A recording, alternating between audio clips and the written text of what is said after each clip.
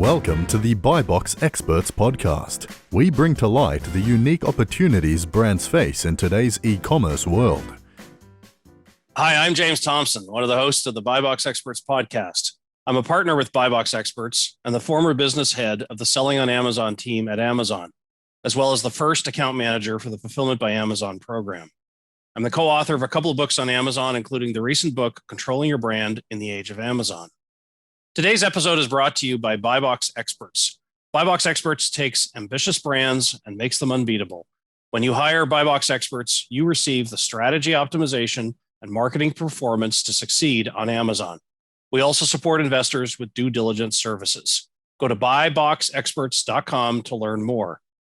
Before I introduce our guests today, I want to send a big shout out to the team at Getida, a global leader in Amazon FBA auditing and reimbursements. Getida analyzes your Amazon data, reconciles your FBA inventory, and files claims for reimbursements on your behalf. To learn more, check out getida.com. Today, I'm pleased to welcome two guests to the podcast. We have Mindy Fashaw and Dave Vermeulen. Mindy is the Chief Operating Officer at PackView, the enterprise platform for brands, sellers, and agencies to manage their e-commerce advertising. Combining the power of holistic performance data with the tools needed to take recommended actions, marketers use PackView to programmatically manage their campaigns on Amazon, Walmart, and other marketplaces in order to lower costs, grow share of voice, and increase sales. Mindy previously worked for Amazon and Newell Brands. We're also joined today by Dave Vermeulen, the Director of DSP for BuyBox Experts. In 2001, he founded Seattle Ad Force, a full-service agency located in the Seattle area, where for the last 10 years, he supported mid and large advertisers with their DSP advertising strategies. In 2019, he joined Agility.co, which later combined with BuyBox Experts, where today he leads the DSP team. Mindy and Dave, welcome, and thank you both for joining us today on the BuyBox Experts podcast. Thanks for having us. Yeah, thanks, James. So a lot of our listeners may not be familiar with the Amazon DSP. I want to start by asking you, Mindy, would you take a moment to explain what is the Amazon DSP and where does it fit with other forms of Amazon advertising? Yeah, that's a great question. So Amazon DSP is a demand side platform, meaning that it enables advertisers to programmatically buy display video and audio ads, both on and off Amazon. When I say programmatically, I mean in an automated fashion, right? So you can set specific settings, parameters, et cetera. And then the system goes in and does that buying for you based on those parameters that you set. It allows advertisers to programmatically reach audiences, both online audiences, I should say, both on Amazon sites, devices, and apps, as well as through publishing partners and third-party exchanges. And so those are what we typically call off Amazon placements. So for example, if you've ever been, shopping online and then put your phone down and came back and decided to read the news and you open the CNN app, you might be revisited by one of those products that you were just looking at online. And you might think that, maybe it was just a coincidence or maybe Big Brother was watching. And the reality is Big Brother was watching, Jeff Bezos was watching. And that's you being served that ad. We'll talk more about the types of ads and the types of targeting you can use to serve up those ads. But that's very helpful. Can you give me a little bit of context? Where does that fit in with traditional Amazon AMS that we all know so well at this point? Yeah, I think let me just also tell you a few quick key features of Amazon display advertising or DSP, the demand side platform. And the other thing I'll say is, typically when you talk about Amazon DSP, you're typically talking about their SelfService demand side platform versus the Amazon managed services within Amazon advertising. So some key features of the Amazon DSP platform are that it's an audience-based targeting tool. So you really get to look at, Amazon's rich 1P data and really segment a set of users that you think might be interested in your product or whatever it is that you're selling. Again, it's available both on and off Amazon, uses Amazon's rich set of first-party data that allows you to get hyper granular in your targeting. And then also it is available to both advertisers who do and don't sell products on Amazon, which is what they call endemic versus non-endemic.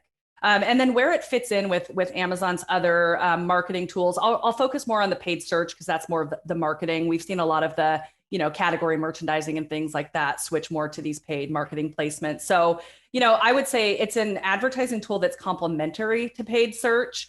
It can be used both together and separately. However, it's recommended that you start with search and then you move into display. So, taking sort of that latter approach and getting your foundation strong and then moving up our funnel with display advertising.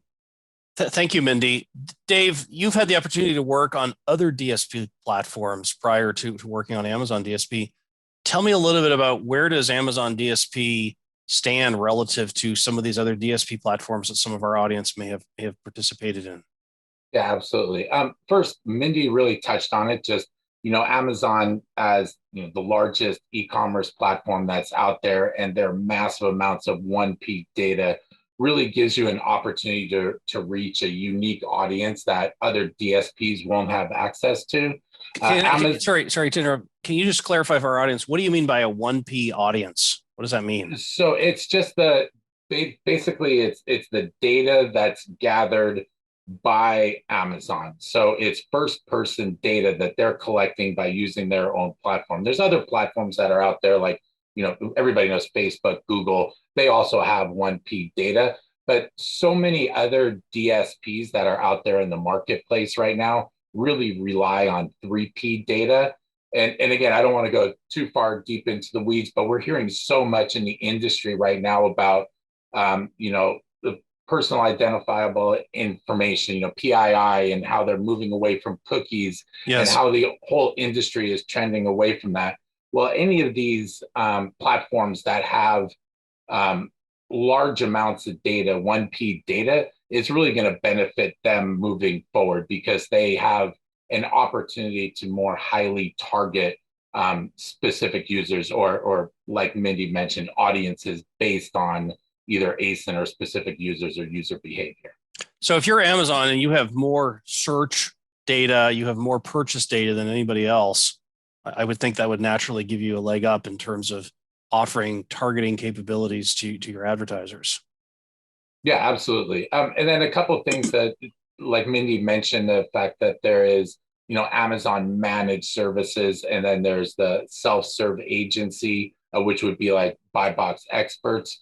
There are differences. I know we're going to touch on these later, but another call out is other DSPs. Anybody can go sign up for, any brand, and they can use it in the self-serve functionality. But on Amazon specifically, those are really the only two access points into the DSP, is either through Amazon managed directly or through a self-serve agency like us. So it's not democratized the way that running sponsored product ads might be today on Amazon. Correct. And then lastly, Amazon has access through all that off Amazon inventory that, again, Mindy spoke to already, but all these other DSPs, they don't have access to the Amazon inventory. So that's another really big call out on your ability to, unique reach is such a big term in the industry, but that's where Amazon really has a strong foothold.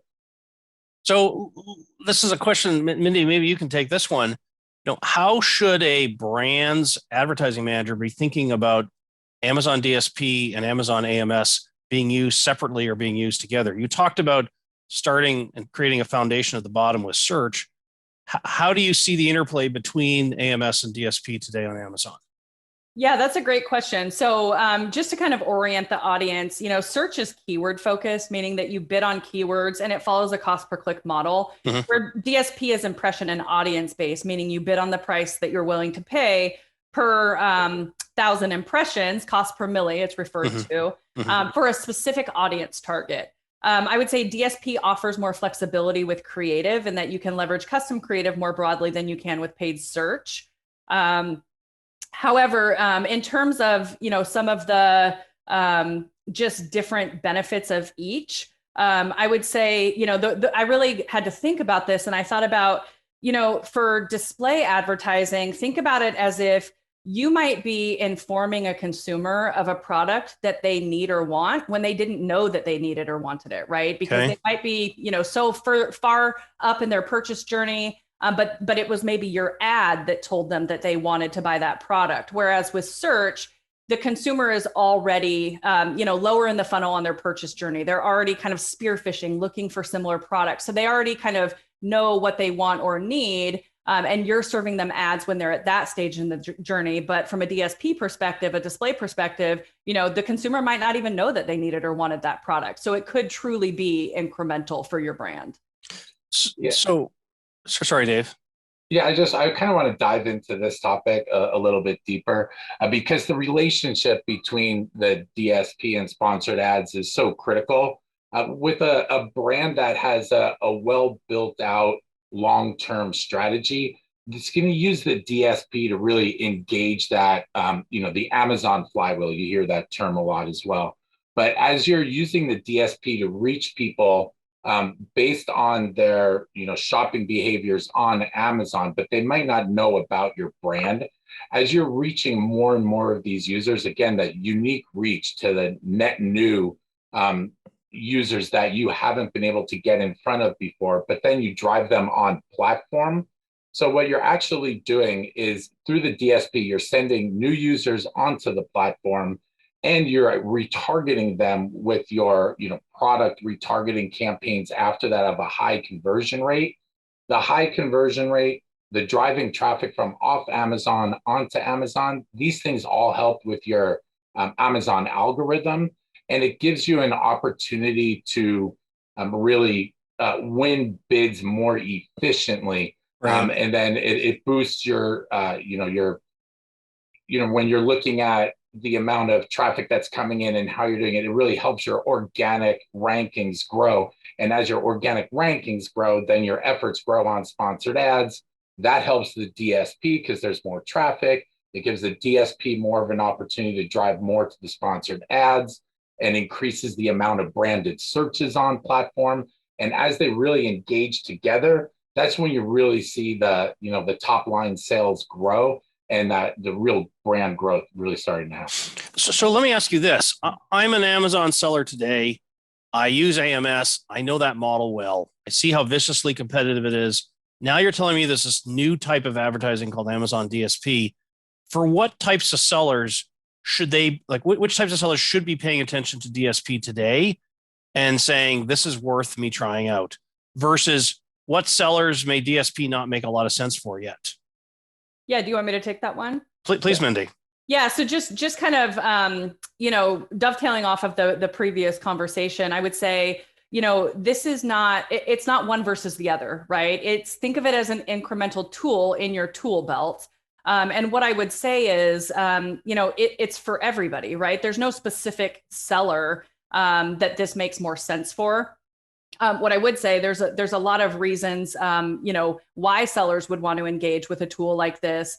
When you talk about the types of sellers that might see more value in it, it could make sense in more hyper competitive categories.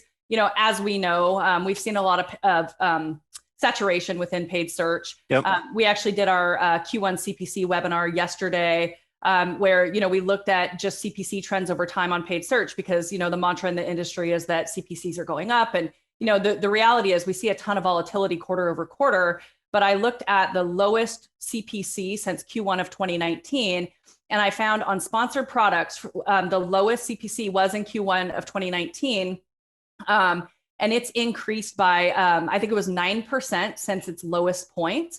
And then for sponsored brands, the lowest CPC was in Q4 of 2019. It's increased 19% since its lowest point. So just to kind of orient you in how competitive paid search is really getting, the point at which any seller, vendor, whoever, wants to drive more sales, you do have to start to move up that purchase funnel, as things are becoming more competitive in that paid search space. Let me ask you about the funnel, though. I can use DSP at the bottom of the funnel. It's not just a mid or top funnel exercise. So when I think about I'm bottom of funnel, I'm going to use AMS, or I'm bottom of funnel, I could use DSP. Again, while it may make sense for anybody to want to use DSP as an additive tool to AMS, there are some constraints in place. Dave, do you want to talk a little bit about the constraints around for whom does Amazon DSP today? Is it probably not a realistic option? Yeah, again, I mean, I'm going to back up many. I come from the world of DSP. I think it's an option for any brand, but we can talk about things that'll make them more successful. One call out that I want to make is Amazon uses last touch attribution. So if you're driving inventory, people are engaging in the DSP ad and they're going on platform and then they click on a sponsored ad. Yep. Only that sponsored ad is going to get credit for that purchase or the click, however, whatever they're using to attribute. Mm-hmm. And then also within the same lines, if someone's engaging in a DSP ad, but they go on to the branded, they go on platform, they do a branded search on a keyword search, and they click on a sponsored ad, the DSP does not get credit for that. So you're actually, making sure there's a complete separation. But the reason why I call that out is because the DSP will help growth on platform, even if it's not being attributed that sale. But to get to your question, one of the most important things, and James, you and I talk about this all the time, is really that clients need to have their house in order in really to capitalize on the DSP. So you want to make sure you have your back-end search terms all built out correctly. You want to have your pages optimized. You want your brand store to be highly engaging so that all the efforts that you're doing on PPC are going to benefit what's happening on the sponsored ad side.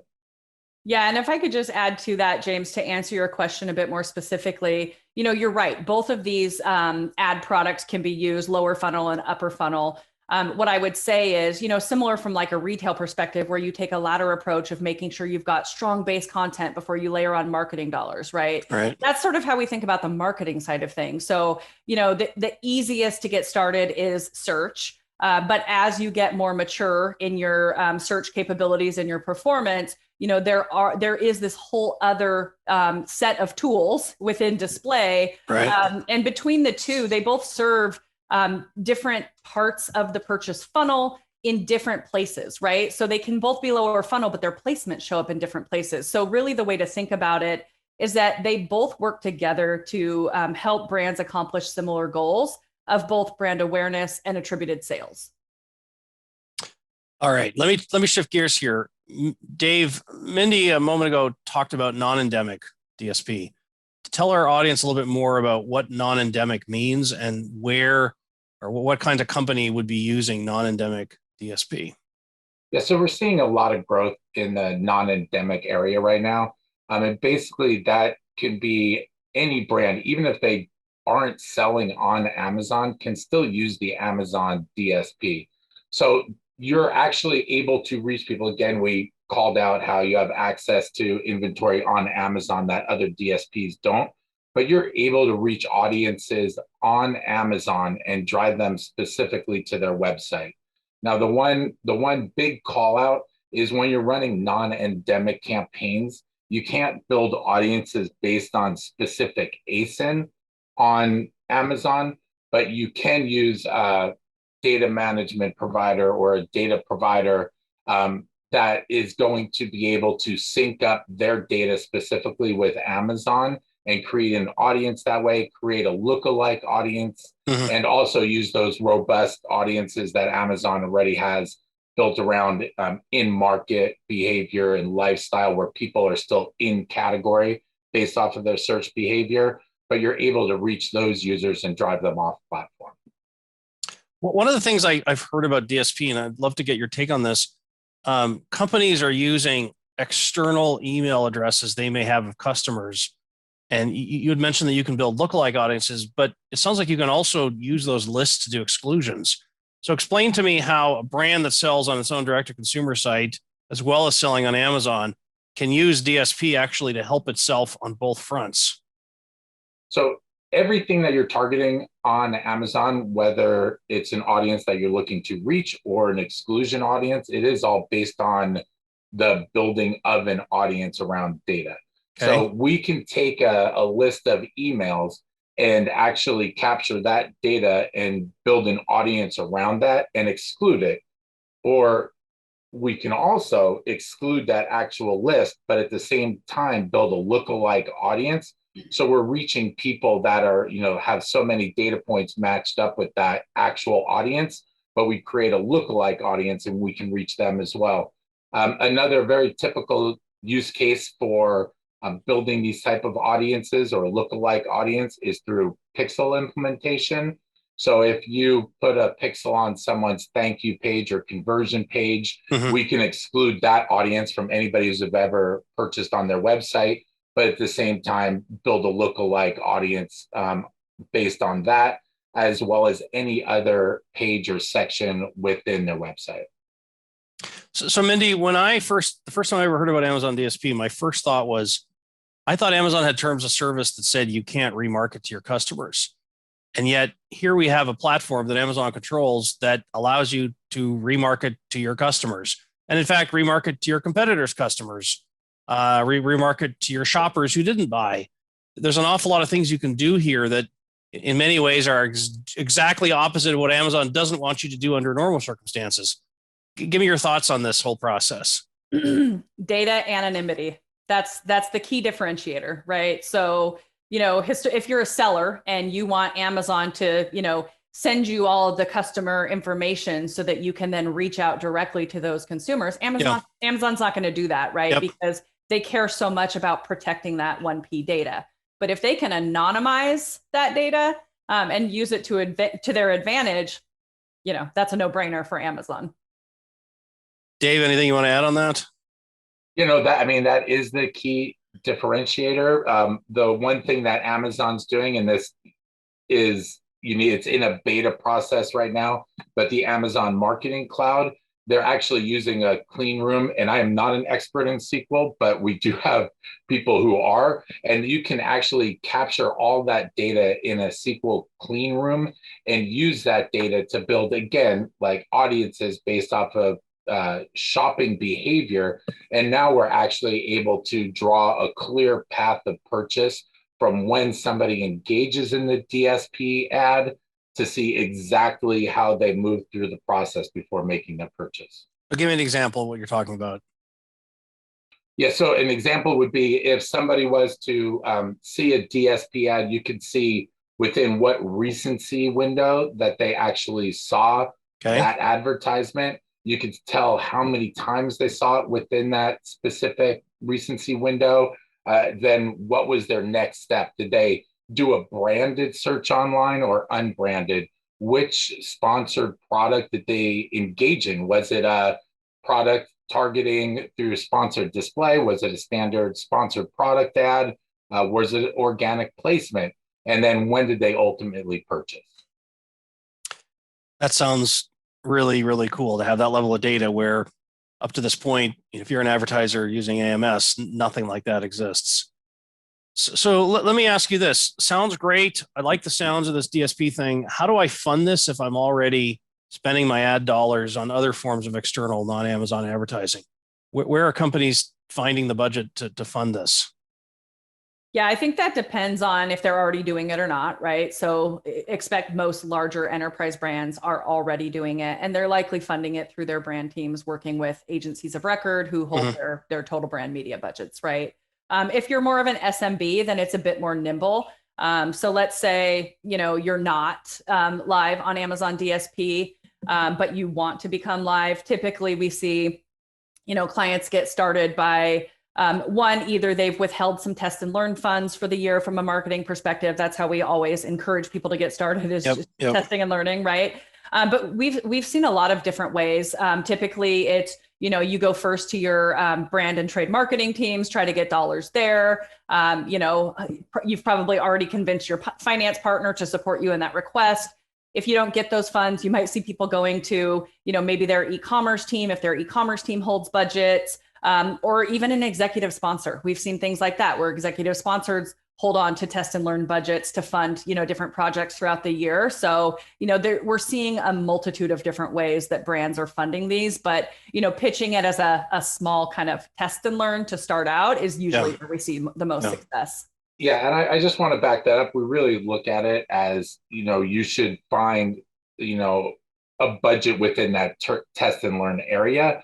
Now, we do see a number of our clients that They take budget away from the sponsored ads, but we do not recommend it. But they're so excited to try out the DSP, or they've used it at a smaller level and they believe that, I'm going to start putting 70% of all of my Amazon budget into the DSP because it's doing so great. And we're always like, no, that, again, focus on long-term growth. It has to be about foundational first on platform and let the DSP support that. And then the other real world situations that we're seeing, and again, it's not recommended because we want our brands to continue to engage in off Amazon awareness campaigns, because it's going to help that customer journey onto Amazon. But we do see them pulling budgets from Google and Facebook frequently. James, one of the things I wanted to call out, and I think it's, when you first see it, you do one of those kind of, shake your head, kind of similar to your question you asked earlier about, Amazon doesn't want to give away customer data, but they'll sure let you use it to their advantage. Right. So it's kind of one of these things. But, when Amazon, they switched on DSP to talking about total ROAS as opposed to ad attributed ROAS for obvious reasons, right? Yep. And, as much as, as a hardcore data analyst and, ex-finance person, that just kind of eats at my core. What I will say is that it's been highly successful in driving adoption. And, if I could just tell a quick little personal, please. Yeah. So when I went to Newell Brands, Amazon had just launched self-service paid search, and display was still very new. Right. So, we were testing and learning on display, and we were running Graco, one of the largest brands, so higher ASP, right? Yep. And I just remember these reviews, you're mid-flight and you're looking at these single-digit, low ROAS numbers relative to your average selling price, and you're just beating up your Amazon account executive over ROAS, right?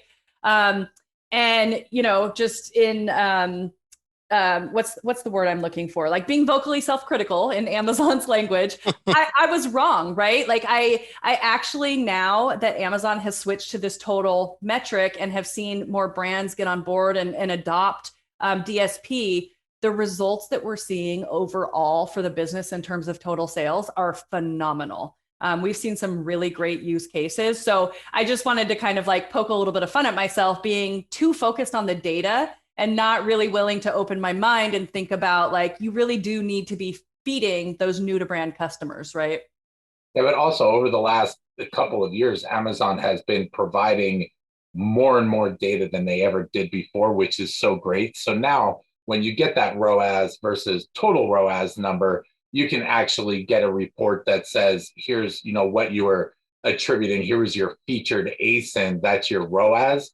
But now we can actually pull a report that says within your brand halo, these are the specific products that are being purchased from your brand, but they are not being featured in your advertising. So as Amazon's growing, the DSP is growing, and they're kind of pushing their efforts more to the self-serve side, we're getting more and more data access, which is really helpful to tell that story to the brand. Totally. Indy, your firm PackView recently launched software that supports Amazon DSP campaign management. Tell me a little bit more about who the software is aimed at and what the software allows brands to do. Yeah, that's a great question. So, the software is aimed at, those who want to leverage additional automation to drive their display strategy. So, that's typically agencies, and from a managed services perspective on behalf of brands, obviously. And then also, maybe enterprise brands who might have the resources, or even, SMB brands who have people that are experienced with buying display media. So, we get this question every time we launch with a new platform. It's what's the PackView value add? So, we do have a core set of features that we tend to plug in as we launch new platforms. And it's, things like automated budget pacing and budget controls, things like that. But obviously, this is the first self-service display platform that we've launched with. And so some of those features specific to Amazon DSP for PackView are automated campaign management, advanced budget management, programmatic bidding rules, which you also see on the search side of things, creative builder with recommendations, audience recommendations, a fully customizable dashboard, etc. So lots of great features. One in particular that I'd like to highlight is our tagging feature. So, we leverage tagging both on the search and display side of things. And what that does is it really allows you to categorize your campaigns. So for example, you could create a tag within your display campaigns for all of your retargeting and all of your competitor conquesting campaigns. Mm-hmm. And then you can actually do that on the search side of things as well. So you can tag all of your competitor conquesting campaigns and your branded campaigns. And then you could really tell a full funnel story for clients that were, looking at your branded side of the house versus, your competitor conquesting activities, and really look for, where those, how those are performing, and then where you can drive efficiencies at that level of granularity. And I was going to say, in full openness to our listeners, BuyBox Experts does use PackView software, and we're big fans of the software.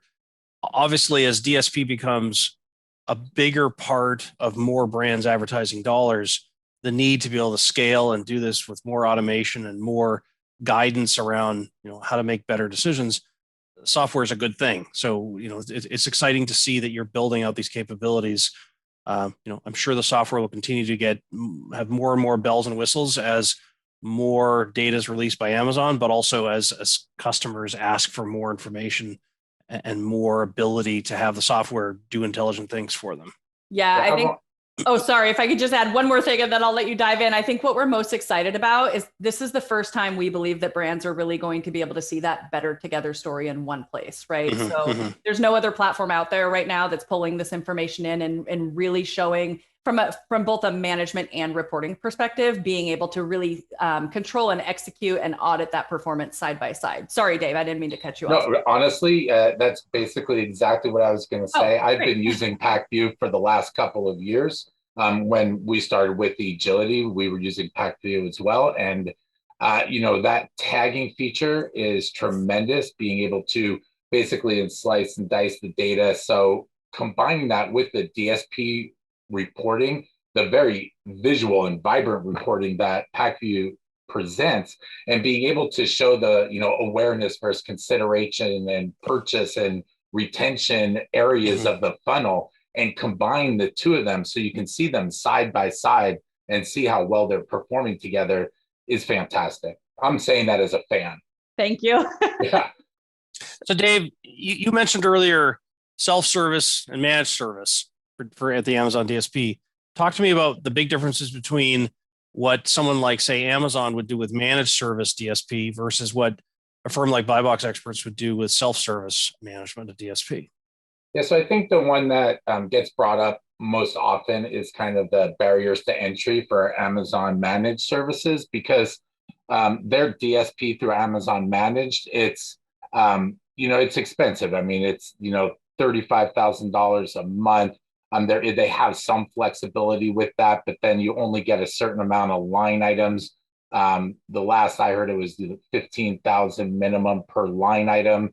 So when you go with the sorry, line item, explain that just so everybody understands what that means. So an order would be built, something you would build around a product or a product line in the audience that you build out.